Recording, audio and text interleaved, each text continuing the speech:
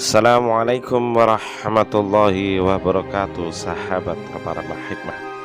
Kali ini saya akan membacakan kisah keberhasilan Abu Dzar Al-Ghifari, salah satu sahabat utama Rasulullah, berkaitan dengan keberhasilan dalam mengislamkan Bani Ghifar dan Bani Aslam, dua suku yang dikenal sebagai komplotan perampok terbesar waktu itu.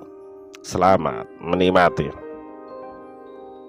Setelah Rasulullah meminta pada Abu Dzar Al-Ghifari pulang ke kampung halamannya, di kampungnya Abu Dzar menceritakan kisah pertemuannya dengan sang nabi yang baru diutus oleh Allah Subhanahu wa Ta'ala, yang selalu menyeru untuk mengabdi hanya kepada Allah yang Maha Esa dan membimbing orang-orang agar berakhlak mulia. Atas dakwah Abu Dzar, Islam mulai menyebar di sana. Seorang demi seorang kaumnya mulai masuk Islam. Bahkan usahanya tidak terbatas pada kaumnya semata, tapi dilanjutkan sampai ke suku lain, yaitu suku Aslam.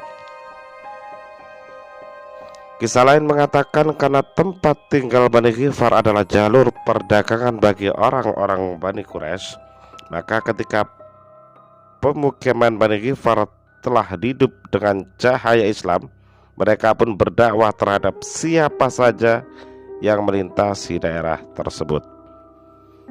Sebagian riwayat mengatakan bahwa ketika ada rombongan orang-orang Quraisy melintasi daerah tersebut, Abu Dzar mengajak mereka untuk masuk Islam. Dan banyak di antara mereka yang masuk Islam karena pengaruh dari Abu Dzar Al-Ghifari. Setelah hari-hari berlalu, Rasulullah telah hijrah ke Madinah dan menetap di sana bersama kaum muslimin. Pada suatu hari di dekat Madinah hadir serombongan kafilah dalam satu barisan panjang. Mereka terdiri dari laki-laki, pengendara maupun pejalan kaki. Kalau bukan karena suara gemuruh mereka yang mengumandangkan takbir, tentulah mereka akan menyangka mereka adalah kaum musyrikin yang akan menyerang kota Madinah. Rombongan besar itu semakin mendekat lalu masuk di dalam kota Madinah. Mereka meneruskan langkahnya menuju Masjid Nabawi di mana Rasulullah tinggal di tempat itu. Rombongan itu tak lain dan tak bukan adalah kabilah Bani Ghifar dan Aslam yang dikerahkan oleh Abu Dzar. Dan tanpa terkecuali mereka semua telah masuk Islam. Mereka mulai dari laki-laki, perempuan, orang tua, remaja, dan anak-anak.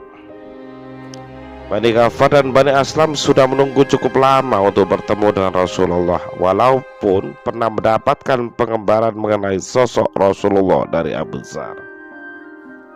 Abu Dzar berkata kepada kaumnya, "Kalian akan segera melihatnya. Dialah yang terbaik dan melebihi semua orang di dalam keunggulannya." Abu Dzar terus melihat ke arah jalanan menunggu dengan gelisah. Setelah cukup lama, Abu Dzar melihat sosok seseorang di kejauhan sedang menaiki unta. Sontak dia berteriak, "Demi Allah, Nabi telah datang."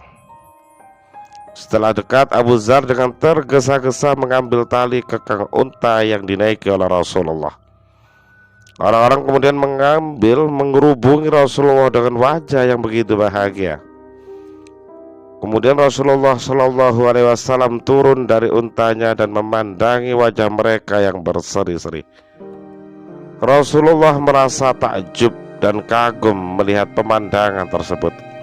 Rasanya belum terlalu lama ketika Rasulullah bertemu seorang perantau dari Bani Ghifar yang menyatakan keislamannya, dan kini dia kembali bersama seluruh kaumnya yang telah masuk Islam. Rasulullah pun bersabda, "Sungguh Allah memberi hidayah kepada siapapun yang dikehendakinya."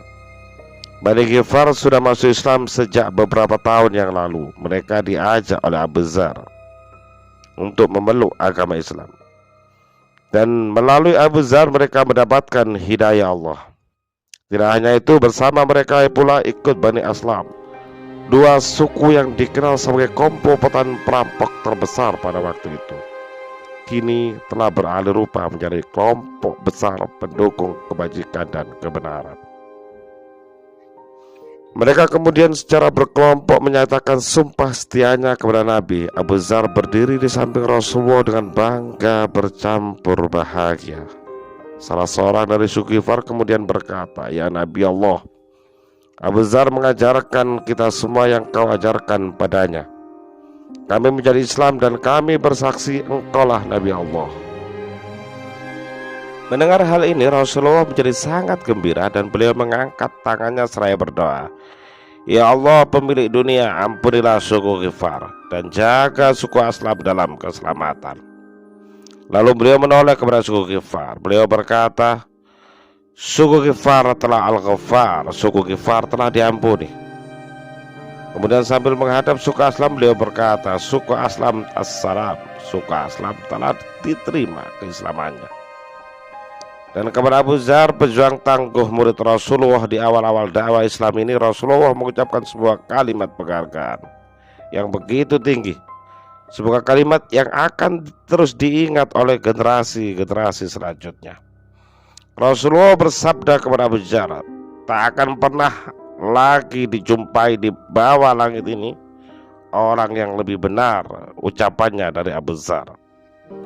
Demikianlah kisah Abu Dzar mengislamkan suku Ghifar dan suku Aslam. Terima kasih dan jangan lupa mengikuti kisah menarik lainnya masih di channel Alam Arba'ah Hikmah.